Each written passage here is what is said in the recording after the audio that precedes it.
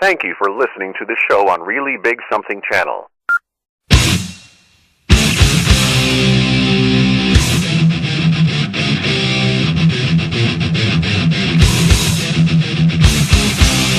Warning: the Savage Nation contains adult language, adult content, psychological nudity. Listener discretion is advised.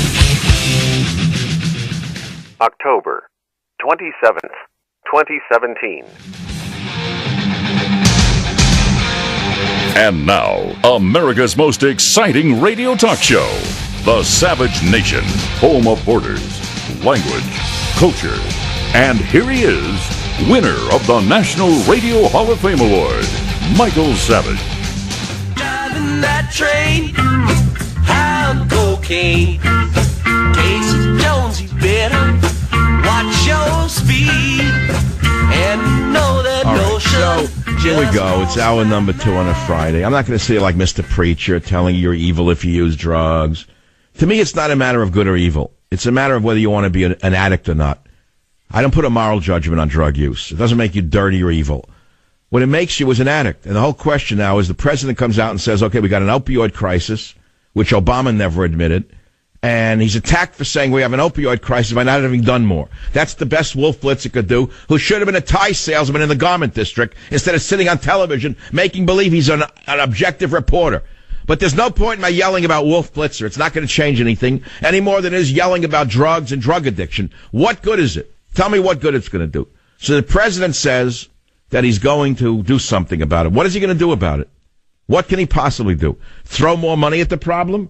You and I both know the treatment rarely works. The recidivism rate is overwhelming. By the way, sex and drugs came out yesterday. U.S. study links marijuana use to more intercourse. No kidding. No kidding. Marijuana makes you more of a sex addict. Found it. The frequent marijuana users have 20% more sex than those who abstain. I know the liberal answer is so the Republicans ought to take more marijuana or use it. Maybe they'd have more sex and they'd be less mean. I know how that works. It's like putting a flower in the barrel of a gun, make love, not war. That worked really well in World War II or on Hacksaw Ridge. It would have worked real well on Hacksaw Ridge if our troops had put flowers in the barrels of their machine guns instead of bullets. Yeah, all right. Stupid. Stupid is as stupid is. Top 8 countries consuming illegal drugs. I gave you 3 or 4. Top 3. 1, Iran, heroin. 14% of the per capita uses heroin. Iran, would you believe that? I know you wouldn't have guessed it because I didn't. I thought the U.S. would have been at the top of the list. Number 2, roll of drums. United Kingdom. No, I didn't mean roll of drum. I don't even want to hear it. That was a psychic roll of drum.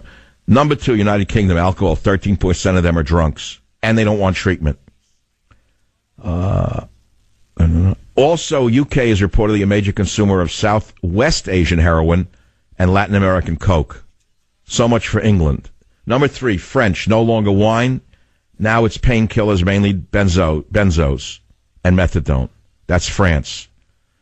Well, let's save it for another show. Number 4, roll of the mental drum, Slovakia. They like inhalants. No wonder they're so intelligent. Slovakia inhalants, 13% of the per capita. Mainly inhalants, toluene, in other words, like nail polish remover. No, I mean, has Slovakia produced anything of any note? They have a car? Nothing. A clothing line? Isn't there any Slovakian clothing? Nothing. Well, if you inhale nail polish, I guess the nation isn't going to produce anything. Slovakia's main concern with drug-related use and addiction has to do with inhalants. The culprit is a thinner-like, colorless inhalant known as toluene. Causes death and uses blah, blah, blah. Toluene. Okay, so now, paint thinner. That's really gross. What a nation. How'd that happen? Russia, number 5, booze, 7.1% of the population. Alcohol, mainly vodka. Research, most of the 25% of Russian men who don't reach the age of 55 die from alcohol-related causes. Liver disease, alcohol poisoning, alcohol influence accidents, violence, or even suicide, affecting negatively the overall lifespan of the average Russian. All right. But that's not the only problem in Russia. They spend more on illegal drugs in a year than the annual budget of the Ministry of Defense in Russia. Can you believe this? Aside from booze, heroin also constitutes a major problem in Russia. And that's because they have a porous border with Afghanistan, where the upstream heroin drug trade originates, period. Number 6, roll the Mendel drums, Afghanistan, heroin, 6.9% per capita use heroin. And it's worth mentioning to you that Afghanistan is the leading producer of poppy opium. It's reported that up to 50% of opium-using parents also give the drug to their children. Wow. Oh, my God. Okay, number 7 on the list of addiction nations. Are you interested in this? I mean, I make believe it's a graduate seminar in drug use because, I almost said Obama. I meant Trump. I can't, it's like a blur now. I almost said Nixon. I could have said Eisenhower. Whoever the current president is, Trump, said that he's going to, I'm sorry, said he's going to do something about the opioid problem. Okay, number 7 on the list. Roll the drums in your head. Canada, they're addicted to marijuana. That figures with the ballerina running the country. 6.4% of the nation is addicted to marijuana. I think that's good to know because what you don't know is that marijuana is the most addictive of all drugs. And although you have been brainwashed into thinking it is benign and healthful, it is the exact opposite. It is an entry-level drug. Mark my words, in your lifetime, you will see marijuana controlled again by a future government. It doesn't matter whether it's a Democrat or socialist government, marijuana will eventually be made a drug that will be controlled again because it's destroying too many children. Number 8 on the list is the United States addicted to prescription pills. 6.2% per capita addicted to pills, painkillers. And what's the number 1? Opioid abuse. More alarming statistic comes from someone who states that almost 5,500 people start to misuse prescription painkillers every day. And we all know the stories. Back injury, neck injury, surgery. They give you the Oxy, and bingo, the next thing you know, you got scabs on your face and you're on a show called Intervention. And your family's crying in a hotel room next door. And you come in and there they are. There's Mother Jane and Father Joe weeping about what a great girl you were, and they don't know how it happened. And then they show you the baby pictures, and you were twirling a baton in high school. In college, you were on the chess team. The next thing you knew, I don't know, you slipped and fell and hurt your knee, and the next thing you know, you're a junkie. I can make a joke of it. I know it's not a joke. Now call up the proper authority. I made a joke and it hurt you. It personally offended you. Okay? Call Harvey Weinstein. Maybe he can help you. Everything offends somebody. I have a sarcastic way of dealing with things. It's the only way I can get through life. And if that offends you, I can't help it. Then turn on a show that's not offensive, if you can find one. To me, the most offensive shows are the ones that pretend that they're not biased. They offend me more than the ones that are biased. Because I'll take an overt bias any day. At least I know where the guy's coming from. As opposed to guys that pretend they're not biased. They're the most snake. The biggest snakes of all. How do you treat it? What would you do to treat the opioid problem? That's what the president says he's going to do. I don't know what he's going to do. Where's the sound sheet? I hear it. All right, so I knew that Mr. Trump never used alcohol, never used cigarettes, which I thought was fantastic. What a strong man he really is. Really strong guy. I don't know anyone who, by the way, doesn't use alcohol. I don't know one person. I drink.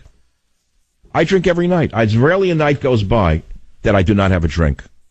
I don't consider myself an addict for one reason, and that is I never drink during a day. I think in my entire life I've had maybe one drink during a daytime. I don't drink till after the sun goes down, and at this point, I usually have maximum 2, maybe 2.5 ounces at most. And it's funny, I was told by an alcoholic that I could never be an alcoholic because I have a chemical feedback mechanism. In other words, when I've had enough, which is after about 2 ounces, 2 drinks, I get a feedback mechanism where the drink I'm having doesn't taste good anymore and I don't want it. That's a natural kickback mechanism. I just don't want it anymore. And I was told that alcoholics have no such feedback mechanism, that once they start, they can't stop. And they drink until they're, oblivious. So I'm not worried about it. So I have my own. And some days I just don't want to drink. I'm too tired. My good friend Lorenzo told me 20 years ago, he said, never ever drink when you're tired. It's a very good rule, by the way. A lot of people come into a restaurant, they're tired, they have a glass of wine. Worst thing you could do. The worst thing you could do is have a drink when you're tired. Absolute worst thing you could do. But getting back to the issue of the feedback mechanism, in many cases, drug addiction is a chemical problem. In many cases, it's just simply a lifestyle choice. And I don't have the simple answer. I'd be sitting like a fool to tell you I have the answer. I don't have the answers. Too many people involved, too many different reasons, too many real cases of severe pain that can't be controlled for me to sit here like a moron and tell you I have the simple answer. I mean, we're just talking about the problem, which is about all I can do right now. And I have pain right now in my neck. I wish I had something to use. I don't know what it is. I'm sleeping on a new pillow. I don't know what. My neck, I woke up for 2 days now, like a crink. I think it's the news is getting to me. No, it isn't. It's the pain of the book. The stress of God, faith, and reason is the highest stress I've ever had with any book. I don't know if you know this. A friend of mine, a really important guy, said to me, Michael, stop it. He said Kubrick was not just the director. I mean, was only the director of the movie. He was not also the public relations agent, the salesman in the street, the printer. He said, Michael, you're the author. Why must you do everything for this book? Why are you so involved with every aspect of who gets the book, who doesn't get the book? I just actually inscribed the copy 10 minutes ago to President Trump. I asked his assistant if the president would like to receive it. She said, absolutely, yes. So it's going out by express mail. I got to spend $66 to send a couple of... Kills me. I hate it. Now, I could have the publisher send it, but it's not inscribed that way. So I sent it to the president, and I hope he gets it before he leaves on a trip next week to Asia. He's leaving, Friday? And listen, I got to tell you an inside story. Next Thursday, he's having a Radio Row group of people to come in, and you're sitting like on a desk next to other people, and you do your show, and then he comes table to table and talks about tax reform. I respectfully declined for 2 reasons. One, because I don't do Radio Rows, number one. And number two, I don't do Radio Rows, number two. And number three, I don't do Radio Rows. That's all. And when he wants to see me, he'll have time for me. I'll come there.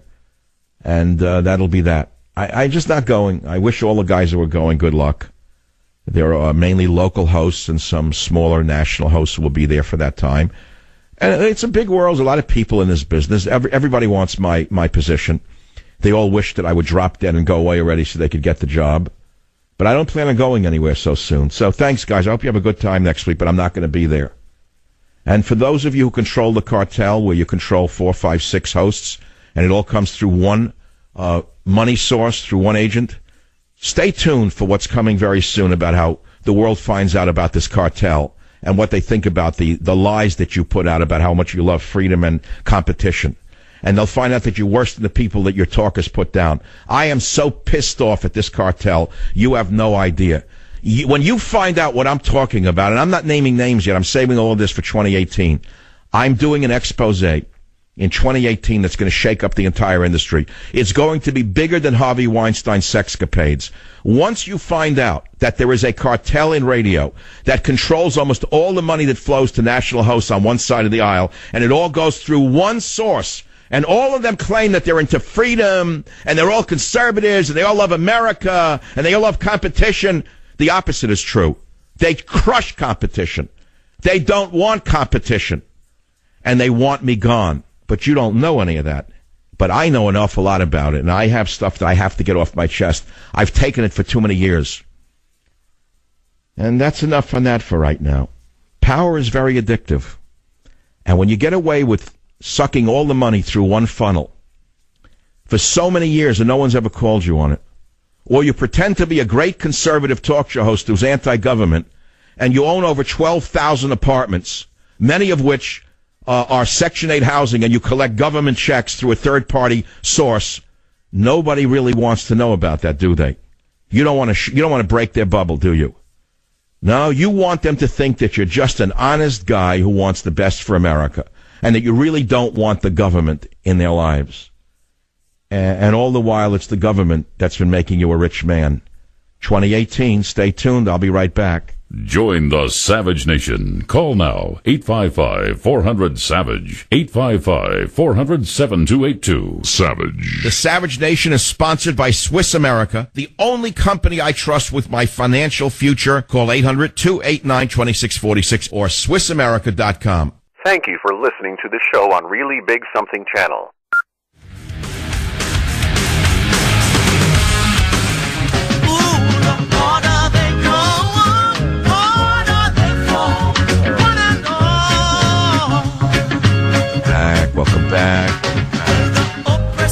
Jimmy. Where is he today? Where is Jimmy Cliff? Is he still alive? I hope he's alive, man. What energy he had. I read that Little Richard is ashamed of his past. He's seeking God now. Used to be involved in orgies and men, women, didn't matter. Now he's apologizing to God. I don't understand it. One after the other now, they're finding God. Is it because of my book, God, Faith, and Reason? Somehow it's filtering out that God's in the air? They may not even know that it's because I started talking about God, faith, and reason now for quite a while. I know you say, oh, come on, don't be so egotistical. I am not egotistical. I am like the guy who throws a pebble into a still pond and it ripples out from me. Oh, come on, we never see you anywhere on television. It doesn't matter. You know, I've been on the radio for almost a quarter of a century. That's awesome. How many presidents have come and gone and I'm still here? How many senators have come and gone and I'm still here? How many people in the media predicted I wouldn't last a week are gone and I'm still here? So is it about me? A little bit, but it's really not. It's about somebody up there. I think there is somebody up there, and I think that somebody up there has paved the way or greased the skids a little bit and kept me just down enough that I didn't get too big, because if I got too big, I would have gotten too much, like too egotistical, and I probably would have blown it. I probably would have bought 14,000 apartments in Miami over the years and things like that. Or I would golf in Hawaii and come back and tell you I'm just a poor man who drives a broken Volkswagen with 6 windows and this way to the egress. And he didn't want that. He didn't want that, you know. I want to talk about Rasputin one of these days. It's not the right day. I was talking about drug addiction. But when I was watching that show on that movie from 1971, wow, I hope you can catch it on Alexandra and what his name is, the Romanovs, and see how they lived the glory of ancient Russia and how the peasants were starving to death and how it led to the Russian Revolution. And then how the left-wing parties all killed each other for power. The Mensheviks were actually the moderate middle-of-the-road communists. He was killed pretty quickly by the Lenin group. The Bolsheviks killed him. Then they killed each other. Then they killed children. Man, it didn't matter. And now here we are still arguing over whether socialism is the way to go from a whole generation of brainwashed, drug-addicted children who have no idea what they're talking about. Join the Savage Nation. Call now, 855-400-SAVAGE, 855-400-7282. Savage. Thank you for listening to the show on Really Big Something channel. Yes. Give me that big horn section. I want to go to an imaginary bar this weekend that doesn't exist except in the movies. And so therefore I will go nowhere except to another movie. Welcome back to the Savage Nation. We're talking about drug addiction, the opioid problem. We're talking about which countries have the highest rates of addiction. We're talking about, do you believe all the women who were saying, oh, he touched me, oh, he molested me. And we're talking about this and that. The president never had a drink, doesn't smoke. That's not good enough for Nancy Pelosi. That he doesn't drink and he doesn't smoke. And all of the other, I can't use the proper word because it's a family show in the media. There's only a couple of people in the media I trust. One of them joins us right now. Laura Ingraham, guest ready. Her book, Billionaire at the Barricades. Laura, what's going on the book row? Oh, hey, Michael. Good to talk to you. How's everything going there? Horrible. I'm in a horrible mood as usual. It's Friday. Oh. And I don't know, like I got a bad neck, something. So, Laura, how's the book tour going? It's good. I had to cut it short because of this new show I'm doing on Fox on Monday. But, yeah, we hit, I think, number 8 in the New York Times list. But we got to keep it going, Michael, because you got a lot of liberals on the list, as you know. Now, what is your book, Billionaire at the Barricades, and why should anyone read it? It is Hello? Oh, we lost her, right? That was nice. Bingo. That was she's probably in a tunnel somewhere in the CIA. I don't know where she is. Clint. Okay, well, she'll call us back. That's all. The minute she does, we'll take it. Let's take some. I haven't had a call yet, an hour and a half. Would you believe this? All right, is Tim still there on line 7? Who's the best caller? Because we had a lot of people holding a long time. David on KLIF in Dallas, line 2. What's on your mind, David? Hey, Mike, I've been under pain management for now 7 years, and initially when I started on them, they were prescribing me 240 pain meds a month, okay? The only possible way that I have found to break this addiction is my own personal beliefs in God and just, committing to reducing it. How many meds do you use a month now? 100. 100 a month? 100 a month. That's about 3 1/4 a day. And you started at how many a month? 240. And you're doing it through self-control? Well, through my doctor. I mean, I've been through quite a few doctors to get to... Well, so you're saying prayer helps you with some of the pain management, right? Oh, positively. No question about it. All right, well, that's something people need to hear. I'm sending you a copy of God, Faith, and Reason, which I'm sure you're going to love reading, okay? Oh, thank you so much, Doctor. No, you got it. It's good for what ails you. We're waiting for Laura to call back. Apparently her line broke, right, Cliff? She went in a tunnel or something? The tunnel of love?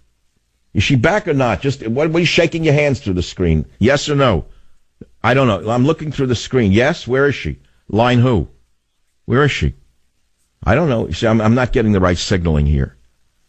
Oh, Ingram. Line 10, Ingram. Laura, you're back? You went through the tunnel of love? You're back? It's another assault against the populist movement. No, it's the NSA did it. I know, right? A big secret. Now, you're probably walking through a tunnel into CIA headquarters, right? Oh my God, it's a nightmare. Are you going to be in Florida over Thanksgiving? Why? Who's there? Well, I'm going to be, so I was thinking we could have dinner. Let's just talk. Are we going to Mar-a-Lago? Well, I'm not a member of Mar-a-Lago, but we could go somewhere. Well, no, but is the president inviting us for his Thanksgiving dinner? No, I have no idea. I'm not interested in that. I'm interested in seeing you and your family. me more than President Trump. Yeah. Because at least I have a drink. He doesn't. Well, I think for him it's a good thing, and it is a very good thing. For me, it would kill me if I didn't drink. If I didn't have a drink, I'd be dead. I can't drink really much anymore. I've decided it just doesn't work with me. I'm pretty much not. Well, you're going into a high gear. Monday is the big day, huh? Yeah. So it's. Laura, come on, be honest with my audience. A little butterfly-ish over Monday. Oh yeah. Oh, of course. This is kind of the biggest. But you have been on Fox for how many years now? You used to fill in for a man whose name I'm not allowed to mention because of what happened. 10 years. 10 years? So what's the big deal? So you're going to you did fill-ins for a whole show, right? Yeah, but filling in for someone is different from having, your name on the show, it's your team, it's your booking, it's your effort, it's your monologue, it's your, so, yeah. I know, it's a big pressure. And how many children do you have to deal with? 3.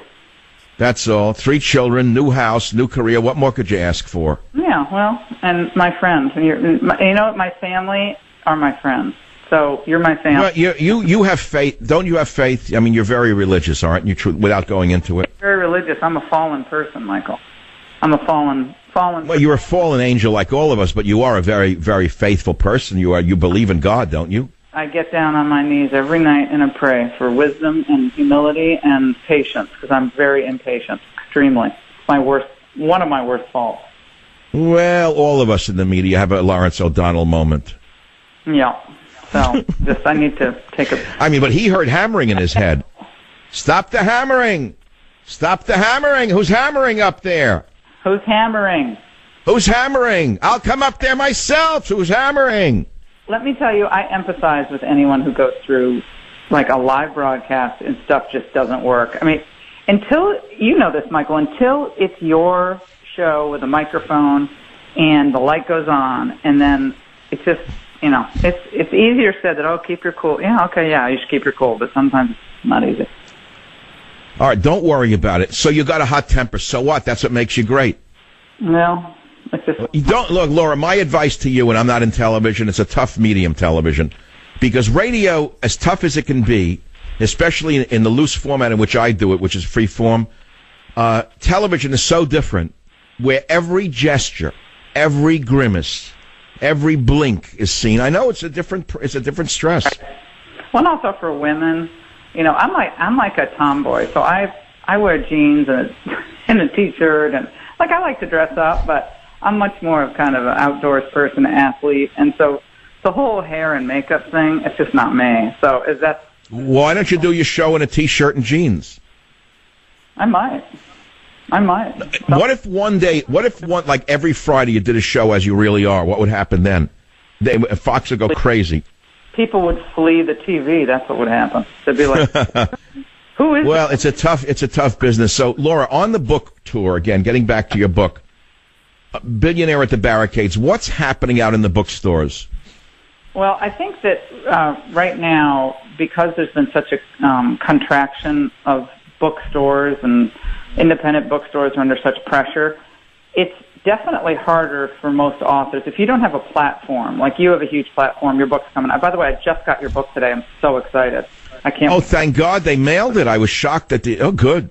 Just got it. Literally just got it. Wait, hold it. What do you think I look? How do I look on the cover? You look great. It's a. Don't I have like a Norman Vincent Peale look, like very saintly, like my eyes like cut right through you. It's a great. No. It's a great picture of you. You look great. I love it. Is that me? But is that the real me, or is there a different me that you see? You don't really think of me as that, with that serene guy with like guru-like eyes, do you? I think of you as a storyteller, who ruminates. You ruminate a lot over things. That's kind of an insult. I don't have any bovine in me. No, you reflect and ruminate, and you tell stories. It's a lost art in the United States. But anyway, back. I know. No, I'm just kidding. But so, Laura, honestly, tell me what's going on. So, because the bookstores are contracting. Yeah. We lost Borders books a few years ago. That was a huge loss for authors, right? Noble shutting down everywhere across the country. They're still there, but they're much fewer. And Books A Million still's out there, but independent bookstores, they can't compete with Amazon. It's really hard for them. So I do try to support independent stores, and conservative books are routinely shunned by books. Yeah, but Laura, I got to tell you, my books last 5 in a row are bestsellers. They're all in heavy placement in Barnes and Noble up front, heavy in Books A Million, heavy in Sam's Club, and it's because my publisher, frankly, works at it to make it happen. I mean, I'm not complaining about your publisher or putting them down. Yeah. But, yes, it's a competitive world, the retail world. But 1/3 of all books today are sold on digitally, aren't they? They're like, the digital. It's a little less than it used to be. But, yeah, I think there's still a lot. And Amazon is just crushing everybody. So Amazon and the New York Times list doesn't really count Amazon. They count Amazon, I think, 1/3 as much as they count an independent book sale. So. They modify. So if your book's number 1 on Amazon, they don't count all the numbers? It's not weighted the same. Oh, my God. But Laura, listen, this is an important conversation for young people listening or people who want to write a book. Everyone wants to write a book. Everyone thinks they have a book in them. And I started as an unknown poet, short story writer. And, if I had thought that I could sell 10,000 copies in hardcover of one of my early writings, I would have thought I was a huge success. The pressure on us today is so overwhelming that unless you sell 150,000 in hardcover, you're a failure. It's a nightmare. Oh my God, no! It's not just that. Unless you have a platform, like a real platform to sell a book, good luck. I mean, it's rare. It's just like in the music industry. It's rare to have a breakout author now. It's really hard. So you have to have a platform like you. But your book did well. It went up to number 8, right? Yeah, well, it just came out. I mean, and now that I'm on television, we'll be able to. Oh, so you're gonna be able to talk about your own book on your own show. That's great. Yeah, well, most people don't know that I was a speechwriter in the Reagan administration. Most people don't know that I was a total rabble-rouser at Dartmouth College, when people didn't even call it political correctness. They don't know that I came from extremely humble beginnings and I had the upbringing I had. Most people think that I'm some blue blood. No, if I looked at you, I thought you were like a rich white girl. You had white privilege. I mean, the minute I met you, I thought you were white privilege. No, I have Polish privilege. I'm sorry, I couldn't help it. You know the joke, right? No, exactly. Yeah, well, I had no privilege. I've had to fight for everything I ever had. So, Laura, you're a fighter. I don't want to dwell on it, but people should know, Laura, as a human being. Can you mention? No, that wouldn't be right for me to bring up. But you've overcome a physical problem. I think it's worth talking about so people know what you're fighting, how hard it is. Yeah, I mean, I had breast cancer back in 2005. I was actually I actually found out I had it because I was engaged, and we were, wanted to have kids right away. And I went to the doctor, and the doctor's like, well, I feel a little something. I'm like, oh, great. And so then I went to get it looked at, and this woman said, well, I think it's okay. We can just monitor it every 6 months. And another doctor said, I want that biopsied right away. And of course, I got a biopsied, and I got a call the next day. You do have breast cancer. I'm like, oh, thanks. I'm glad I had another opinion. So, I'm sorry to hear it. And yeah, well, you had a double surgery, Laura, and you overcame all that. And you're on the radio all these years, and now you're on TV. I mean, it's a tough road you're going down, Well, on Thursday, I would finish my show on Thursday at noon, and then I would run to the hospital to do chemotherapy, and then the next day I was totally out of it, and then I'd come back by Monday. Oh my God, you're tough as nails. Laura, stay on the line. I know we were only going to do one segment, but every time you get on my show, we have such a great rapport. We're like the Burns and Allen of our generation. When we come back, we're better than them. We are going to talk about Laura Ingram's book, Billionaire at the Barricades, and hopefully, I want to hear what she thinks about God, faith, and reason the minute we come back on the Savage Nation. Join the Savage Nation. Call now, 855-400-SAVAGE, 855-400-7282. Savage. The Savage Nation is sponsored by Swiss America, the only company I trust with my financial future. Call 800-289-2646 or SwissAmerica.com. Thank you for listening to the show on Really Big Something channel. Attention, if you travel for business, you know it's a game of wins and losses. Popping open an overhead bin, finding it empty, that's a win. Sleeping through a wake-up call, that's a loss. Buying your business trip at Upside.com, that's a triple win. Number one, because Upside has the absolute best available prices for flights, hotel, or rental cars. Number two is that Upside will reward you with a gift card to places like Amazon.com every time you buy a business trip. And number three is the amazing 6-star treatment you'll get from Upside's customer service specialist. One recent Upside customer was called away for an emergency meeting and had to miss his wife's birthday. So, an Upside navigator sent her flowers to try and help ease the disappointment. That's pretty amazing. And that's just only one example of how Upside navigators go above and beyond for business travelers. Imagine what they'll do for you. Upside navigators are instantly accessible 24/7 by voice, chat, email, or message on the Upside app, even reaching out to you with useful info to help you avoid a problem before it happens. And I'm going to start your Upside 6-star treatment right now. Go to Upside.com, use my code SAVAGE, and you'll get a minimum $100 gift card to Amazon.com. You heard me. That's code SAVAGE for a $100 minimum gift card to Amazon.com. Only when you buy your next business trip at Upside.com. Upside.com. You deserve a better business trip. Minimum purchase required. See site for complete details. Now let's go back to our wonderful guest, Laura Ingraham, with her new book, Billionaire at the Barricades. Laura, fire away. You have a minute to tell the world about your book. The country is at a crossroads. We say it, every 4 years, it's at a crossroads. But given the fact that now we have people who think it's okay to kneel for the national anthem, that we're bending gender, that we're spending like there's no tomorrow, that China has the largest standing army in the world, we have to understand how to beat this establishment, beat the bipartisan cabal in Washington. We're on our way with Trump, but we've got to hold him accountable. So we have to understand where we've been to be able to be sure that we're going to be successful as a country. And we have to have fun as we launch this war against the cabal. And I take you every step of the way for the last 20 years on this journey, and I lay out how Trump can actually be successful. And he listens to people like Savage and yours truly, and stays on message and stays on principle. We're going to see a renaissance in this country like we haven't seen since 1980. So, all right, so and the way to do it is read your book, Billionaire at the Barricades, to learn all about it. Laura Ingraham, again, I wish you the best of success on Monday, and hopefully you know what might happen. You might be the lucky one to get me back on television after 20 years of an absence, Laura. Oh, I can't wait. I'm working to make that happen. And Michael, you're just such a great friend and such a great person and patriot, and I adore you. You know that. All right. Well, good luck, and cut down on the stress. Have a drink on me. This is the Savage Nation. If we are a free nation, why are we enslaved by drugs and pornography and other addictions? Are we really free? How do you solve the opioid problem? Huh? Join the Savage Nation. Call now, 855-400-SAVAGE, 855-400-7282. Thank you for listening to the show on Really Big Something channel.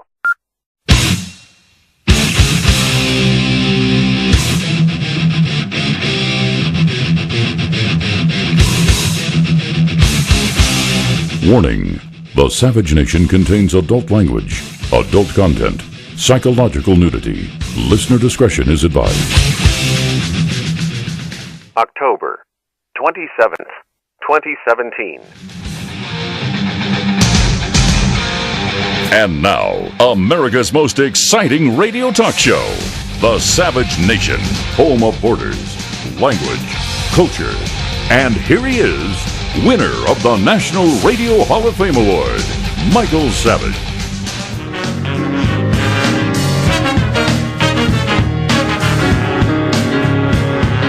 I had somebody that guided me, and he had a very, very, very tough life because of alcohol. Believe me, very, very tough life. He was a strong guy, but it was a tough thing that he was going through. But I learned because of Fred. I learned. And that's what I think is so important. This was an idea that I had, where if we can teach young people not to take drugs, just not to take them. When I see friends of mine that are having difficulty with not having that drink at dinner, where it's literally almost impossible for them to stop, I say to myself, I can't even understand it. Why would that be difficult? But we understand why it is difficult. The fact is, if we can teach young people and people generally not to start, it's really, really easy not to take them. And I think that's going to end up being our most important thing. That's all. So we finally have a president who's standing up to the drug lobby. And, of course, the left wing that's tied into the drug lobby doesn't like it. It's that simple. They don't like this attack on opioids. How much money flows from the drug companies and lobbyists for drug companies to politicians on both sides of the aisle? I don't know. I would assume a great deal. And we're also talking about the allegations because I couldn't believe this one. I'm not going to tell you that I believe this. George H.W. Bush responds after actress accuses him of sexual assault. Remember this week? Remember this week that an unknown actress alleged that George H.W. Bush touched her inappropriately while he was sitting in his wheelchair during a photo op that took place a few years ago. Now, do you actually believe this occurred? Moreover, do you know there was a time in the media, not even a few years ago, that the media would have dismissed this garbage and said, prove it to me. What are you talking about? But now we're living through a witch hunt where every man is in the crosshairs of these vicious, dirty lawyers, and no one knows who's going to get it next. They're taking everybody down. It is called a witch hunt. And I want to ask you out there, have you been the target of a false allegation of sexual harassment? That's number one. And number two, women, do you actually believe all of these nobody actresses? Do you actually believe all of them, that they were all sexually assaulted? Are you kidding? I don't. Now, that's not to say it doesn't occur. I just got an email from a listener who says, I'm concerned about these allegations, and even if they're all true, will the huge number of them make them less alarming? The public is quickly desensitized to alarming situations if inundated with the same or a similar scenario numerous times in close succession. And the emailer says, I've been sexually harassed and discriminated against many times in my life. I have little doubt these allegations are true. But the reason women mostly try to let it go when it happens is because no one really cares. And if you stand up to it, you can be temporarily or forever destroyed. So you let it go and you go on and hope to dodge it better next time.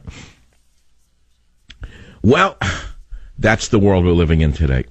You want to talk about that? You want to talk about the other issues of the day? This is the place to do it.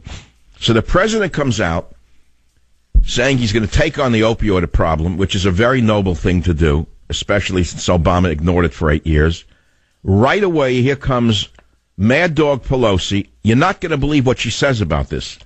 Apparently, she was able to get over her brain freezes, her facial freezing, her stumbling, and come on with an attack in 08. Listen to this. Show me the money. It's okay. We all agree. We passed the 21st Century Cures Act last year. We all agree that this is a place we have to go. I had the Speaker write me a letter that we would continue to have the funding in the appropriations bill, but the President's statement are words without the money.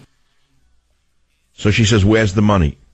If that doesn't tell you all you need to know about the Democrat Party, there's nothing more I can do for you. Here is a president trying something noble about a real problem, and right away, here Pelosi comes out, where's the money? Where's the money? Where's the money? Where's the money? That's all I care about. Where's the money? The money. Well, honey, I don't know where the money is. Now, Chris Christie came up with something important. He said the epidemic was started by physicians, hospitals, and Big Pharma. Listen to 09. Christie's 100% right in 09. I'll tell you how it started. It started in doctors' offices and hospitals and pharmaceutical companies all over this country. We consume 85% of the world's prescription opiates. 85%, we're 4% of the world's population. This is an epidemic here that was started by our physicians, by our hospitals, by our pharmaceutical companies. And that's what happened. And the fact is, if we don't get at that root of it, think about this. 4 out of every 5 heroin addicts today in America started on prescription opioids.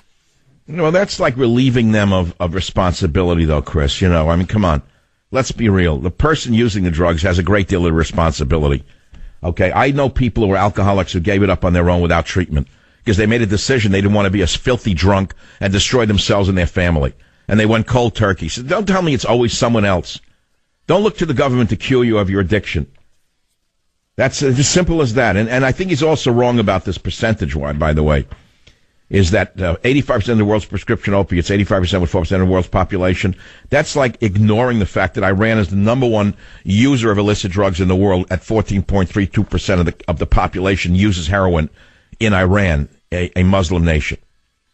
And that France has an addiction problem that's overwhelming, and it's 13.2% of the population is addicted to pills in France. So, let's not say America's the worst. It isn't. It's easy to think we're the center of the universe with this, but we are not. So what do you want to talk about? KSMO, Kathy, line 3, what's on your mind? Gone with the wind. Line 3 gone. Hello, Clint, you're the call screener. Not there. I don't believe this. Okay, national show. National. Will someone tap Clint on the shoulder? Clint, line 3 was not there when I called it. So let's go to line 1. David, line 1, what's your topic? Yeah, hey, Savage, man, I'm a Muslim. I know you don't like Muslims, but whatever. Whoa. I absolutely never said that. I don't like Islamists who use their religion as a weapon. No, sir. Totally different. Thank you.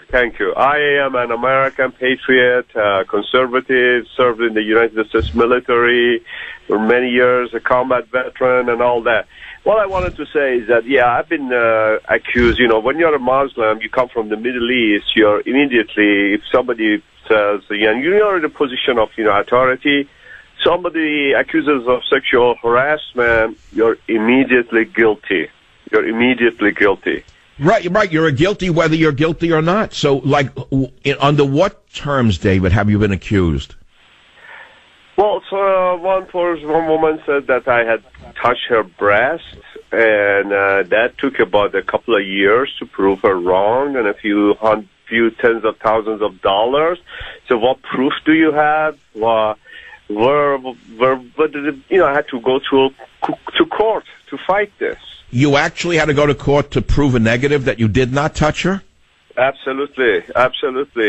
It happened several times in the Army. It happened when I wouldn't promote people. So you were an officer above some of these women, and they said you touched them in order to bring you down. I was an NCO. So what do you think the solution is to all this, David? Publicity. No. Other judges are getting smart. Even female judges are getting smart. And, they're realizing that there's a lot of BS behind this. I mean, I don't know about Weinstein. I mean, that's just a little too much of, I mean, when it comes from the left against left, it's something else. But, things about George Bush Sr., come on, That's what I'm saying. That, to me, was an indicator that a lot of this is made up by these vicious lawyers. And there is a solution, David, which is this. If a person brings a false accusation against another person for sexual harassment, and it is proven that it was invented, there should be a punishment equal to the punishment that would have been brought upon the accused. That would tend to put a stop to the Gloria Allreds and her daughter. And moreover, I would say this. If a lawyer is found to engage, and we don't know if they are, in smearing people based upon innuendo, and it is proven that they're making it up, and the case is then dismissed, the lawyer should be disbarred, if not put in prison.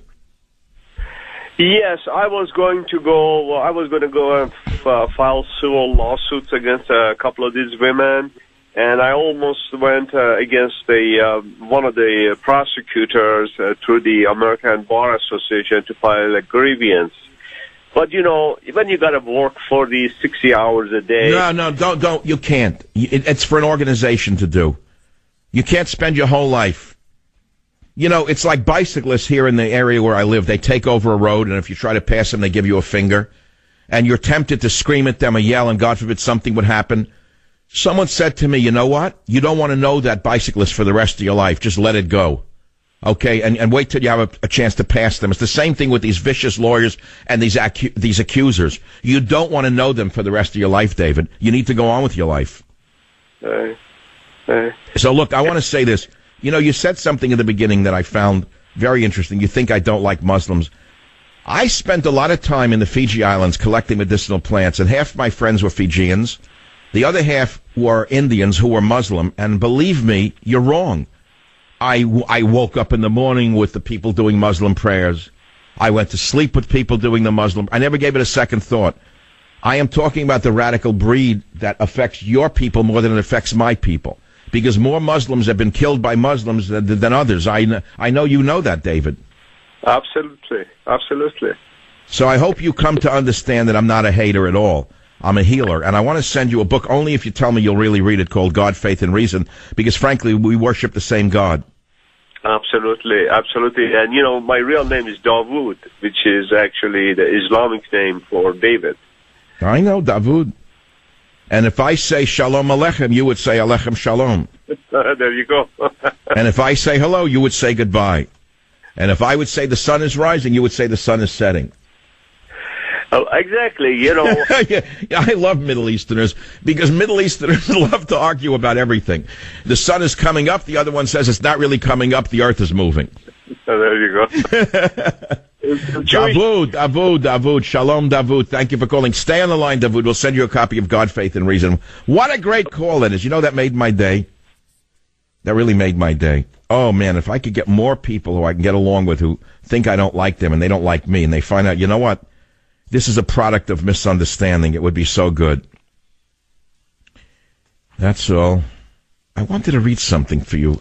I'm not doing the book yet. I'm waiting for it. Oh, here it is. This is the last page of my book, which I think I can safely read to you. It doesn't show you the controversy of the book, which I'm holding back for the week of publication.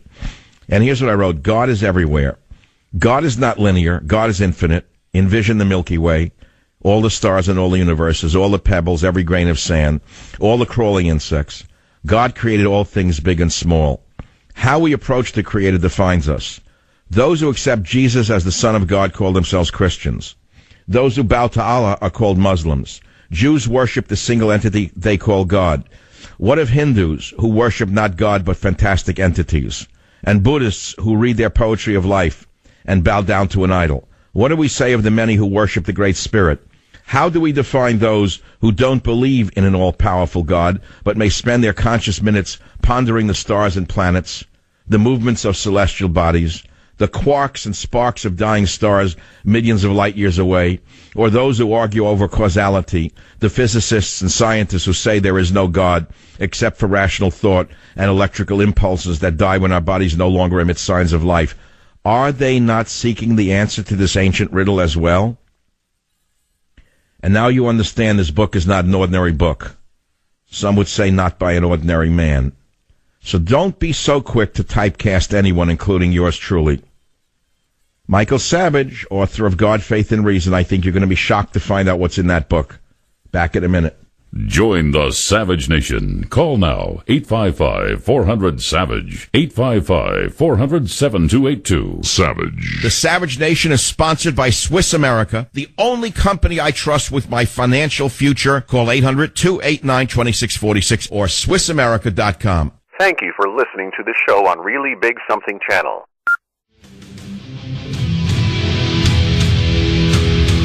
All right, so we hear about the opioid crisis. Do you know that there are sellers selling prescription drugs such as fentanyl on social media? I don't think you understand how bad this is. Fox News is reporting that you can buy fentanyl transdermal patches online without prescription. That's from certain companies. Fentanyl and other synthetic opioids have been cited as major killers in America's opioid epidemic. Now, as you know, President Trump declared the opioid crisis a public health emergency just yesterday. But videos promoting opioid sales have emerged also on YouTube. One video says, buy oxycodone, oxycontin, Percocet, roxicodone, Vicodin. On another video, order without prescription, no hassle involved. Another post says, buy Percocet online. Another video says, no RX required. How is this going on? How is this going on? Why is the government not arresting these drug peddlers on the internet? On President Trump's watch, he said there are going to be new steps to combat as the worst drug crisis in U.S. history. And Trump's declaration, which will be effective for 90 days, can be renewed. And we don't know what's going to happen. Of course, Nancy Pelosi just wants more money thrown at the problem. That's all she wants. I think what we need is more than just money thrown at the problem. And I believe that we're going to see arrests very soon. If you can buy Percocet 10 milligram, 30 milligram online without a doctor's prescription, is that freedom or is that slavery? If you can buy fentanyl transdermal patches online without prescription, is that freedom or is that slavery? Ask yourself these questions because there is an answer to all of them. The phone number here is 855-400-7282. Of course, we learned today that the FDA will begin promoting opioid alternatives because the deaths and addictions are on the rise. I don't know what the alternatives are. I saw an uncle die of cancer, liver cancer, and I saw him begging for pain treatment. And I saw my aunt curse the doctor saying, you can't cure and you can't kill, what good are you? So I really don't know if there is a simple answer to this problem, frankly. Join the Savage Nation. Call now, 855-400-SAVAGE, 855-400-7282. Savage. Thank you for listening to the show on Really Big Something channel. Who do you blame for the drug epidemic? Well, everybody. That's simple. Blame everybody but the president. Now, Nancy Reagan, to her credit, had a campaign called Just Say No. It had some effect upon an entire generation who learned to just say no to the scum of the earth who were trying to get him to try a marijuana cigarette or a little cocaine or God knows what else. It worked to a certain extent. It probably saved a lot of lives. So now we have a president who was a conservative who was being attacked by the sigmoid colognes in his own party. That's actually elevating him too high up the channel. But since this is a family show, I will call them the sigmoid colons of the body politic. I'd rather call them something else. Can you imagine that his own party is acting like worse than his worst enemies? Well, I'm shocked by it, right? I didn't write about it in Trump's War. I think I'll tell you one minute, for 1 second now, at the risk of your displeasure, what I predicted in Trump's War, which is why it's still selling wildly. What did I say? I said Trump faces relentless opposition from special interests in both parties who stand to lose trillions if Trump's America First policies become the law of the land. Not only will Trump have to overcome progressive ideologues, neoconservative ventriloquists, I think you know who they are. They're part of the cartel that keeps me off certain television shows because they're afraid of my intellect, my intelligence, my education, and my power. connected corporate interests, and a military-industrial complex bent on permanent war. He will also have to fight progressive beliefs even he and his otherwise conservative appointees have unwittingly accepted. But there's an entire chapter in Trump's war about the Republican Party, so trust me, this is nothing new. Chapter 8 is entitled Trump's War Against the Rhinos, the Party versus the People, Republican Trade Traitors, a wall or a fence or a virtual wall. So, trust me, I see it coming, saw it coming, knew it was coming. I'm not simply an apologist for Donald Trump. I'm an apologist for America. So if that's my deficit, then sue me for it. Now we're a generation that is addicted to drugs and pornography. And the president yesterday says that we can be the generation that ends the opioid epidemic. That's a good thing, right? No, you're wrong, not according to the vermin in the media. If you can believe what I'm about to tell you, Trump comes out as the first president to try to end the opioid epidemic, and the rats, the sewer rats in the media with suits and ties and dirty dresses, the sewer rats in the media say it's not enough. Lydia, why didn't he do more, Lydia? We've interviewed some heroin addicts who said they're glad to hear it, but the president has not gone far enough. Well, how far did Obama go in ending the opioid epidemic? Like nowhere? He didn't even lift a toe. So no matter what Mr. Trump does, these sewer rats in the media will say he didn't do enough, or he was wrong, or he did this, he did that. I could go on all day long about my hatred. It's becoming not just distaste, anger, rage. It's absolute hatred for these sewer rats in the media. They have destroyed the world, and now they're destroying the country. You may think that they are innocent and just doing it for fun, but you have no idea what damage they're doing to this country and to the world. And I will tell you right now, if you think that there's not going to be a rebound effect to the Wolf Blitzers of the world and what they are doing, Mr. Blinky with the white beard, who should have been a tie salesman in the garment district of New York instead of a newsman, he has the same mentality as a tie salesman as far as I'm concerned. One question after the other giving them away. It's unbelievable to me. So the president says, okay, we're going to be the first generation that ends the opioid epidemic, and they attack him, even though no other president tried to do it like this. Listen to the president in clip 1, will you please? Beyond the shocking death toll, the terrible measure of the opioid crisis includes the families ripped apart, and for many communities, a generation of lost potential and opportunity. This epidemic is a national health emergency. Unlike many of us, we've seen in our lifetimes, nobody has seen anything like what's going on now. As Americans, we cannot allow this to continue. It is time to liberate our communities from this scourge of drug addiction. Never been this way. We can be the generation that ends the opioid epidemic. We can do it. Well, that is right. And, of course, what you start with is handcuffs and an FBI task force in all of the glass buildings in Connecticut that sell drugs. Oh, I'm not talking about the street gangs. They're low-level compared to the pharmaceutical companies that make OxyContin. Can anyone explain to me why the manufacturer of OxyContin is not in handcuffs? I can answer the question, because their names are on the board of every museum in the world. They bought their way to the top, as has been said many times and many different ways.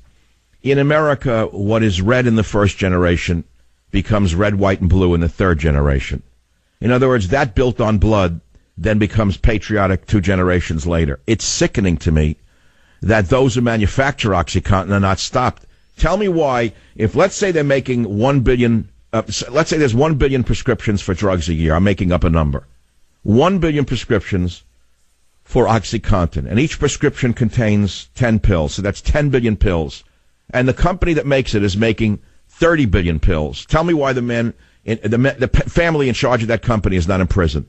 Answer. Why? Take a look at your Congress and you'll have your answer. That's all. What do you think a lobbyist is? Now, you may not know this, but I've known it from the beginning, and I boasted about it from the beginning. No, it's not about. Listen to this, because he's the only president in modern American history who can say this. Wolf Blitzer, you crawling insect, you. Listen to 05, you crawling insects in the media. I learned myself. I had a brother, Fred. Great guy. best looking guy, best personality, much better than mine. But he had a problem. He had a problem with alcohol. And he would tell me, don't drink. Don't drink. He was substantially older, and I listened to him, and I respected, but he would constantly tell me, don't drink. He'd also add, don't smoke.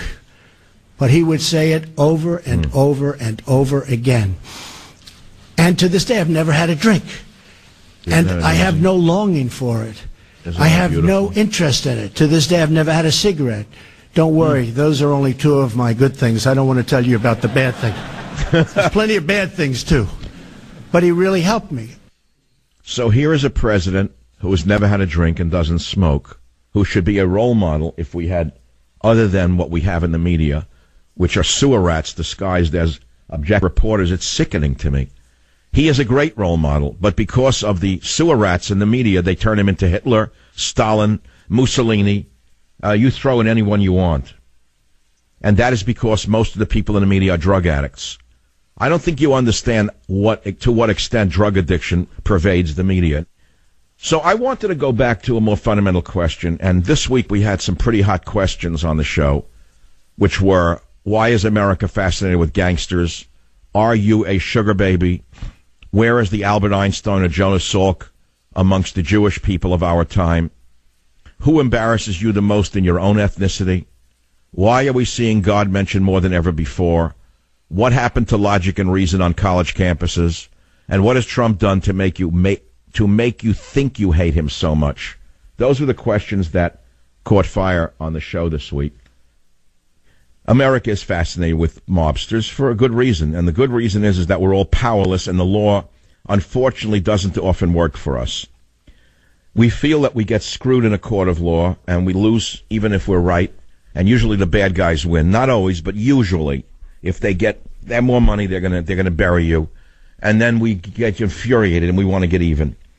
And so we go to these movies which fantasize some divine, fair-minded gangster who doesn't deal drugs, he kisses babies, he's a nice guy, he's family-oriented, they eat loads of veal parmesan on Sunday with the grandchildren, he goes to church, he supports the church, the fantasy that doesn't exist. So we go to the fantasy created by the Harvey Weinsteins about gangsters. When you think about who produces these movies, everything's a fraud. Virtually everything we see in the movies is fake, which doesn't mean we don't enjoy them. They're called entertainment for that reason. The problem is that when they start philosophizing and you believe them, then you're really in trouble and you're really screwed up. In other words, if you believe that there's such a gangster in the world, okay, you're living in fantasy. So if you actually believe that, you're living in fantasy. So where does that leave us? It leaves us in the everyday world. That's all. Here we got okay, this is good coming now. What I'm going to lead to now is to the politicians, who are not different than gangsters in many ways, other than the politicians generally don't use muscle that I know of to get their way. But they're just as corrupt as most politicians. Most politicians are just as corrupt as mobsters. We all know that for a fact. And some of them are smoother at it than others. And as I said yesterday, and I will say it again, I don't think it's that controversial a statement, but it's worth repeating for the sake of today's discussion on the program, that while a criminal has a gang of soldiers, a nation's leader has an army of soldiers. Now tell me what the difference is. If you don't have to point to Trump, because it doesn't just apply to Trump. It applies to any president we've ever had, whether it is a fair-minded Middle Westerner like Harry Truman, who dropped 2 atomic bombs on Japan, killing hundreds of thousands, right? Okay, you could say that's a pretty big gang, the U.S. Air Force. You want to go into that viewpoint, you can. Now you got the situation of what we're talking about here. So you see what I'm getting at here. Where does it end? Tell me where that line is between a statesman and a criminal. I don't know where that line really is. And I think as America gets more and more as we devolve more and more with the lying media that makes everything up. I mean, Trump called it fake news. He was 1,000% right. However, where is the real news? If everything on the left is fake news, where is the real news? Tell me what the real news is. You mean those of us on the other side are all real? We're all honest. We're all Boy Scouts. We all have a halo. We're all good. That is such garbage. You have no idea. And let me tell you something else. You're not going to like what's coming in 2018. But when you find out what we are digging into about those on the right side of the aisle who pretend to be holier than the cleanest Eagle Scout, but they're just like gangsters, your hair will stand up, and your whole world will spin on its head. I'm only going to hint at what I'm talking about. But as I speak, you're going to find out about, quote, conservative cartels in the media. You're going to find about conservative property owners who pretend that they're not property owners, who are collecting government money in housing while pretending they're anti-government. You're not going to believe what private investigators are about to that will expose in 2018. You're not going to believe it. And when that happens, you're going to have to rely upon something other than your faith in politics or your faith in being a, quote, conservative. What is a conservative? It's people who say that they're holier than thou. Are they really holier than thou when they run a cartel that blocks other people from an industry? Are they holier than thou when they lie to you about their streams of income and you can't even find it because it's in 5 front companies like Al Capone? Well, stay tuned, because in the next few months, you just might find out. And that's why I'm saying the lines that cross between criminality, politics, media are very, very blurry today. And that's why even electricians and cab drivers in New York City are religiously addicted to the Savage Nation. Be right back. Join the Savage Nation. Call now, 855-400-SAVAGE, 855-400-7282. Savage. Thank you for listening to the show on Really Big Something channel.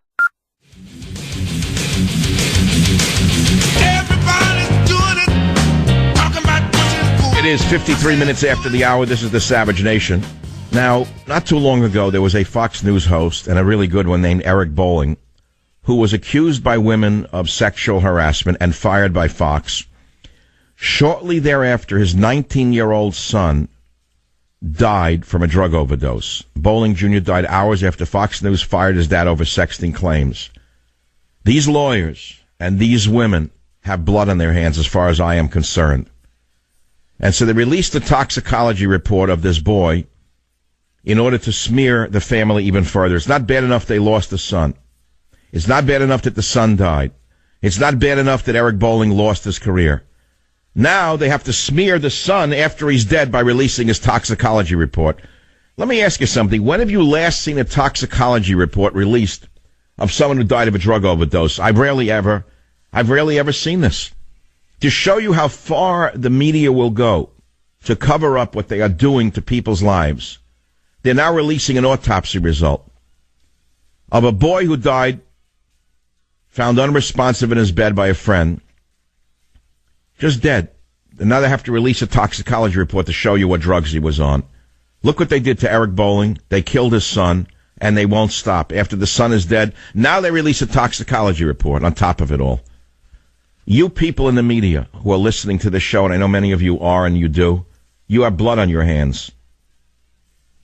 It doesn't matter whether he partied the night before. It doesn't matter that he smoked marijuana and he used coke and Xanax. What matters is that you killed him. That's what matters. You killed him by destroying his father. Now let's take some calls in the minute that remains. We have time for one call. Manny on line 5 from KSFO. Manny, what's your point, please? Hi, good evening, Dr. Savage. Dr. Savage, I'm an atheist. I'm not one of those atheists that want to cram, atheism down anybody who has a faith. But I am also an atheist who loves theology. It's believe it or not, tomorrow. I understand it completely. I think you're a perfect candidate to read God, Faith, and Reason. I appreciate that, and I will read that book. I will order out. I'm not here to convert anybody to anything. I don't care if a person believes or doesn't. It's between you and your own sensibilities. And my preface says this in one line. Listen to this, Mr. Atheist Manny. I never saw God, nor do I pretend to have any special insights. What you will see in this book are snapshots of God, not a complete film. And it's that simple. What you will see is one man's glimpses of God, images along the road. I do not represent myself as a theologian or a guru. There are no cheap thrills here for the spiritually bankrupt masses. It is my scrapbook of the highest power through dreams, memories, and stories, much like the ancient texts. Manny, you and everyone else who doesn't really believe in God are the ultimate audience for God, faith, and reason. Because I feel that if you see this man's glimpses, this man's snapshots, you will start to see your own. Manny, I hope you get a copy because we're sending it to you. It can be bought on BarnesandNoble.com or Amazon.com right now. Thank you for listening. Have a great weekend. With God's will and your listenership, I shall return on Monday. Savage. Thank you for listening to the show on Really Big Something channel.